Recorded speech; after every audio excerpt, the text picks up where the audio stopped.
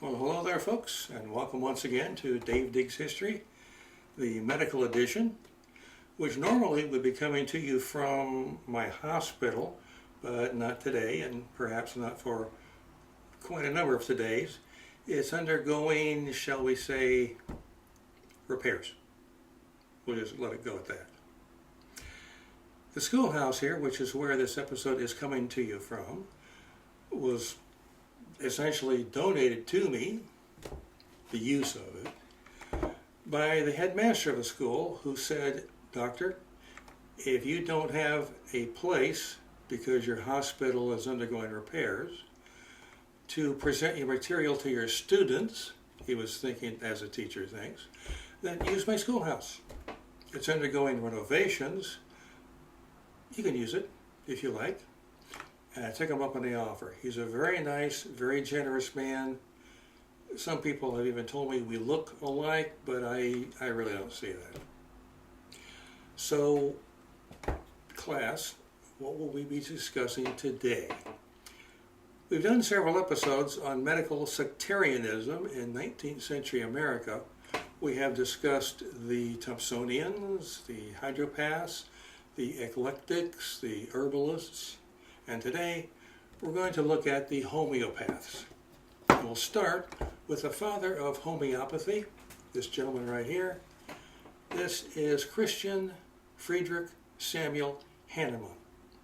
He was born in Saxony back when Saxony was an independent state and there was no unified Germany. He was born there in 1755 and passed in Paris in 1813.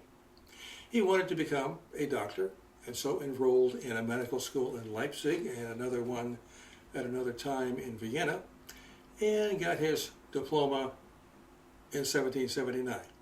He was a doctor. He put out a shingle and quite rapidly took it down because he became disillusioned in 1784 with the whole medical practice. Now, why is this? Let's look at what Hahnemann had to say about it. Hahnemann said, and I quote here, "Treatment by allopathic physicians heretofore merely served to increase the distress."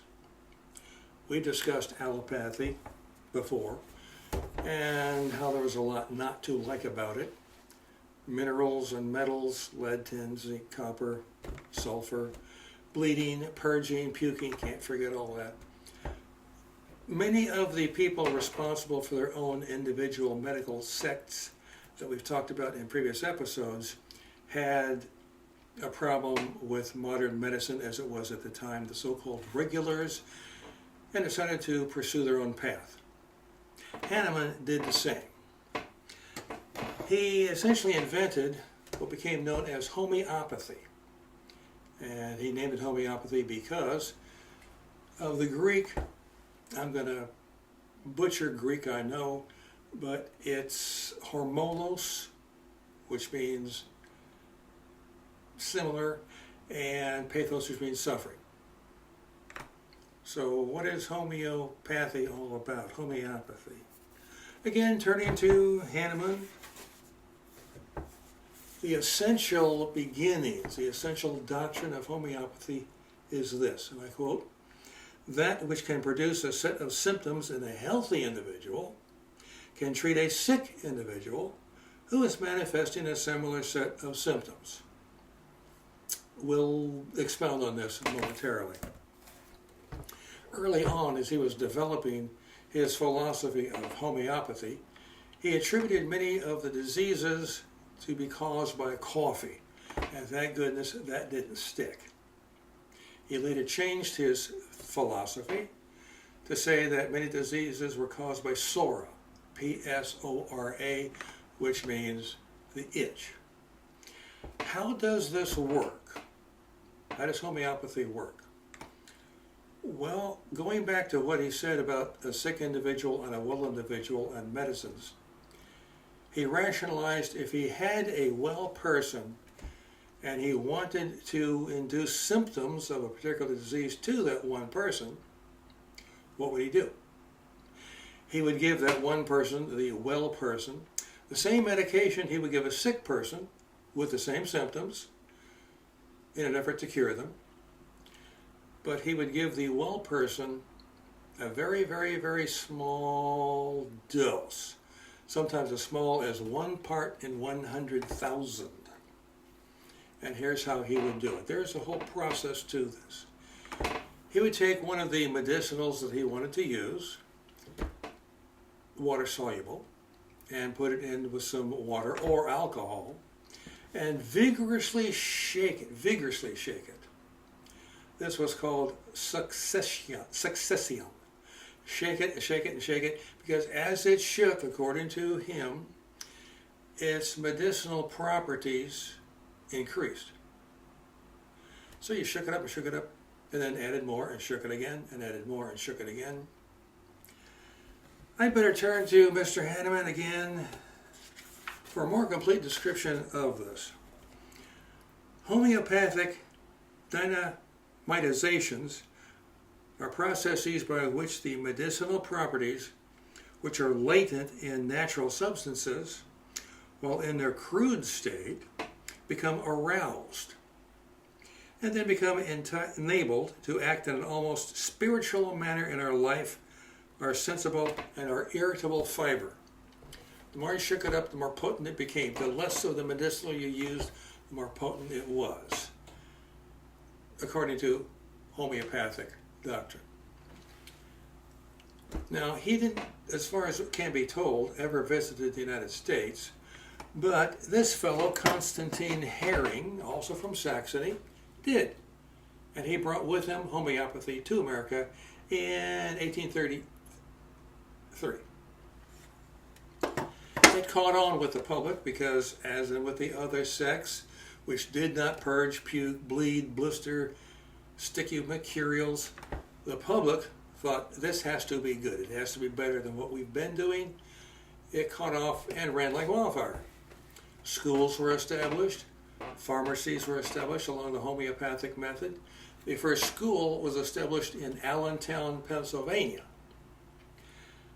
And it spread nationwide, like the other sects did.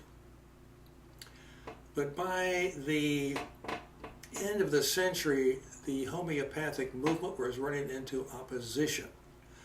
Opposition from the same sources that oppose all the other medical sects. Opposition from the American Medical Association at the time. Opposition from the regular doctors, known also as allopaths. Opposition from state legislatures and local legislatures who were influenced by the allopaths. And also the Flexner Report. 1910, and we've discussed the Flexner Report before. 1910, the Flexner Report came out.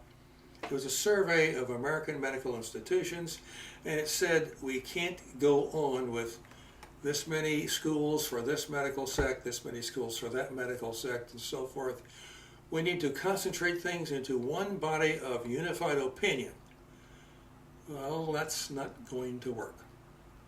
Even though by the end of the 19th century, there are something like 15,000 practitioners of homeopathy operating in 22 schools nationwide. But by the turn of the century and a few years into it, the influence of the homeopaths waned. They still exist. They still exist in the 21st century, but they don't have quite the sway as they used to. You may recall I mentioned there was opposition to the use of certain allopathic medicines, sulfur, tin, copper, arsenic, acids. The homeopathic movement did include, as part of its materia medica armamentum, some of these things, including mercury, nitric acid, and arsenic. So, at least for its time, before modern times, it's hard to say that it was free of all of the homeopathic influences. At any rate, that is essentially a thumbnail sketch of homeopathy. And although I don't have a hospital anymore for a while, I still have my rounds to make. Still have patients. Next time, the allopaths.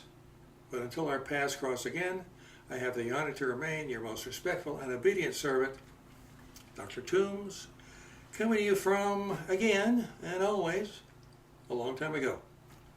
And now, off to the patients. Thank you for stopping in.